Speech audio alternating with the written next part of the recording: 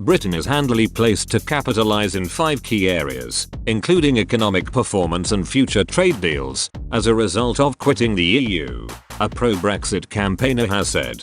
Jane Eddy offered her upbeat analysis as tensions between the UK and the bloc continue to simmer in a number of key areas, including the ongoing wrangle over the Northern Ireland Protocol and the bitter dispute over EU access to UK fishing waters. The director of the Get Britain Out campaign group said regardless of the increasingly fractious nature of relations between London and Brussels, there were plenty of reasons to be cheerful, citing a scheme which has been much touted by Prime Minister Boris Johnson.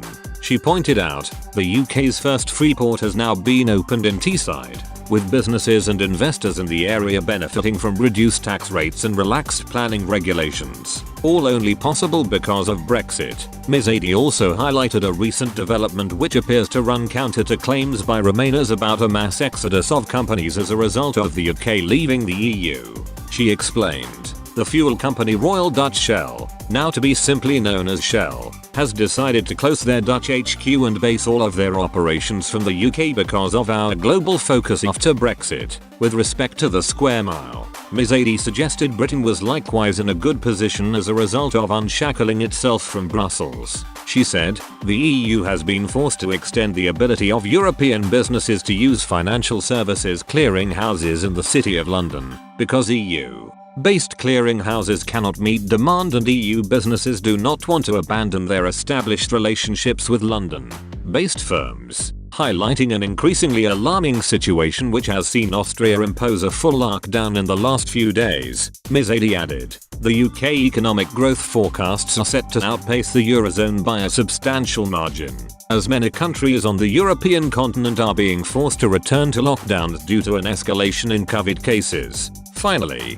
in reference to the UK's stated aim of forging new post-Brexit trade relationships, Ms. Eddy said, the UK trade envoy to the Far East, Natalie Black, has confirmed the UK's negotiations to join the Comprehensive and Progressive Agreement for Trans-Pacific Partnership (CPTPP) are still moving forward at a good pace and should be finished before the end of 2022. Speaking on Friday, French President Emmanuel Macron accused Britain of playing with his country's nerves in a post-Brexit row over fishing rights and said France will not yield. He renewed criticism of Britain in the dispute, which has harmed relations between the two countries, after France said it was still waiting for 150 more licenses to be issued to French vessels to fish in British waters. The French president told reporters, "We have not got what we wanted. They are playing with our nerves. We will not yield." Relations between traditional allies Paris and London have become increasingly strained since Britain voted to leave the EU in 2016,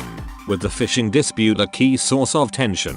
Paris says London should have issued more French boats with licenses to fish in British territorial waters since Britain left the European Union, while Britain says it is respecting the arrangements that were agreed. The dispute centers on the issuance of licenses to fish in territorial waters 6 to 12 nautical miles off Britain's shores, and in the seas off the Channel Island of Jersey. Critics of the protocol argue it has resulted in a border down the Irish Sea, hence driving a wedge between Northern Ireland and the rest of the UK.